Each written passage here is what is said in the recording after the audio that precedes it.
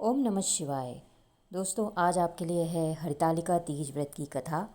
एक बार भगवान शिव जी ने पार्वती जी को उनके पूर्व जन्म का स्मरण कराने के उद्देश्य से इस व्रत के महात्म्य की कथा कही थी। श्री बोले शंकर बोले, हे गौरी, पर्वतराज हिमालय पर स्थित गंगा घाट के तट पर तुमने अपनी बाल्यावस्था में 12 वर्षों तक अधोमुखी होकर घोर तप किया था। इतनी अवधि तुमने अन्न ना खाकर पेड़ों के सूखे पत्ते चबाकर व्यतीत किए। माघ की विक्रांत शीतलता में तुमने निरंतर जल में प्रवेश करके तप किया। वैशाख की जला देने वाली गर्मी में तुमने पंचाग्नि से शरीर को तपाया। श्रावण की मूसलाधार वर्षा में खुले आसमान के नीचे बिना अन्न जल ग्रहण किए समय व्यतीत किया। तुम्हारे पिता तुम्हारी कष्ट साध्य तपस्या को देखकर बड़े दुखी होते थे, उन्हें बड़ा क्लेश होता था। तब एक दिन तुम्हारी तपस्या तथा पिता के क्लेश को देखकर नारद जी तुम्हारे घर पधारे। तुम्हारे पिता ने हृदय से अतिथि सत्कार करके उनके आने का कारण पूछा। तब नारद जी ने कहा, गिरिराज, मैं भगवान विष्णु के भेजने पर वहाँ उपस्थित हुआ हूँ। आपकी कन्या ने बड़ा कठोर तप किया है। इससे प्रसन्न होकर वे आपकी सुपुत्री से विवाह करना चाहते हैं। इस संदर्भ में आपकी राय जानना चाहता हूँ। नारद जी की बात सुनकर गिरिराज गदगद उठे। उनके तो जैसे सारे क्लेश ही दूर हो गए। प्रसन्नचित्त होकर बोले, श्रीमान, यदि स्वयं विष्णु मेरी कन्या का वरण करना चाहते हैं तो भला मुझे क्या आपत्ति हो सकती है। वे तो साक्षात ब्रह्मा हैं। हे महर्षि, यह तो हर पिता की इच्छा होती है कि उसकी पुत्री सुख संपदा से युक्त पति के घर की लक्ष्मी बने। पिता की सार्थकता इसी में है कि पति के घर जाकर उसकी पुत्री पिता के घर से अधिक सुखी रहे।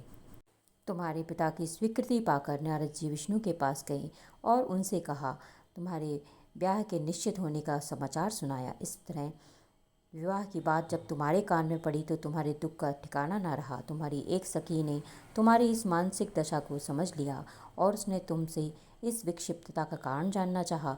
तब तुमने कहा, मैंने सच्चे हृदय से भगवान शिव शंकर का प्रण किया है, किंतु मेरे पिता ने मेरा विवाह विष्णु जी से निश्चित कर दिया। मैं विचित्र धर्म संकट में हूँ, अब क्या करूँ। प्राण छोड़ देने के अतिरिक्त मेरे पास कोई भी उपाय शेष नहीं बचा। तुम्हारी सखी बहुत ही समझदार और सूझबूझ वाली थी। उसने कहा, सखी, प्राण त्यागने का इसमें कारण ही क्या है। संकट के मौके पर धैर्य से काम लेना चाहिए। नारी के जीवन की सार्थकता इसी में है कि पति रूप में हृदय से जिसे एक बार स्वीकार कर लिया, जीवन पर्यंत उसी से निर्वाह करें। सच्ची आस्था और एक निष्ठा के समक्ष तो ईश्वर को भी समर्पण करना पड़ता है। मैं तुम्हें घनघोर वन जंगल में लेकर चलती हूँ, जो साधना स्थली भी हो, जहाँ तुम्हारे पिता तुम्हें खोज भी न पाएं। वहाँ तुम साधना में लीन हो जाना। मुझे विश्वास है कि ईश्वर अवश्य ही तुम्हारी सहायता करेंगे। तुमने ऐसा ही किया। तुम्हारे पिता तुम्हें घर पर ना पाकर बड़े दुखी तथा चिंतित हुए। वे सोचने लगे कि तुम जाने कहाँ चली गई। मैं विष्णु से इसका विवाह करने का प्रण कर चुका हूँ। यदि भगवान विष्णु बारात लेकर आ गए और कन्या घर पर ना हुई तो बड़ा अपमान होगा। मैं तो कहीं मुंह दिखाने के योग्य भी नहीं रहूँगा। यही सब सोचकर गिरिराज ने जोर शोर से तुम्हारी खोज करवा दी। इधर तुम्हारी खोज होती रही और उधर तुम अपनी सखी के साथ नदी के तट पर एक गुफा में मेरी आराधना में लीन थी। भाद्रपद शुक्ल तृतीया को हस्त नक्षत्र था। उस दिन तुमने रेत के शिवलिंग का निर्माण करके व्रत किया। रात भर मेरी स्तुति के गीत गाती रहीं। तुम्हारी इस कष्ट साध्य तपस्या के प्रभाव से मेरा आसन डोलने लगा। मेरी समाधि टूट गई। मैं तुरंत वहाँ तुम्हारे समक्ष जा पहुँचा और तुम्हारी तपस्या से प्रसन्न होकर तुमसे वर मांगने के लिए कहा। तब अपनी तपस्या के फलस्वरूप मुझे अपने समक्ष पाकर तुमने कहा, मैं हृदय से आपको अपने पति के रूप में वर्ण कर चुकी हूँ। यदि आप सचमुच मेरी तपस्या से प्रसन्न होकर यहाँ पधारे हैं तो मुझे अपनी अर्धांगिनी के रूप में स्वीकार कर लीजिए। तब मैं तथास्तु कहकर कैलाश पर्वत पर लौट आया। प्रातःकाल होते ही तुमने पूजा की समस्त सामग्री को नदी में प्रवाहित करके अपनी सहेली सहित व्रत का पारण किया।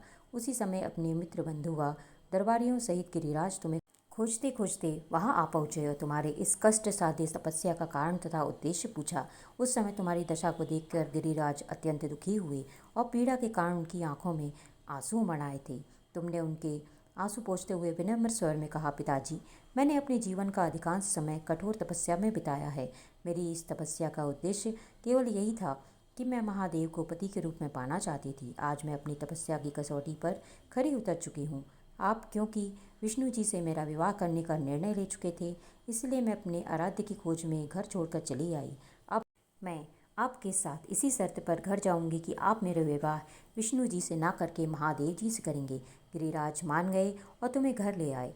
कुछ समय के पश्चात शास्त्रोक्त विधान पूर्वक उन्होंने हम दोनों को विवाह सूत्र में बांध दिया। हे पार्वती, भाद्रपद की शुक्ल तृतीया को तुमने मेरी आराधना करके जो व्रत किया था, उसी के फलस्वरूप मेरा तुमसे विवाह हो चुका। इसका महत्व यह है कि इस व्रत को करने वाली कुंवारियों को मनोवांछित फल देता हूँ। इसीलिए सौभाग्य की इच्छा रखने वाली प्रत्येक युवती को यह व्रत करना चाहिए। एक निष्ठा तथा आस्था से ही करना चाहिए। ओम नमः शिवाय।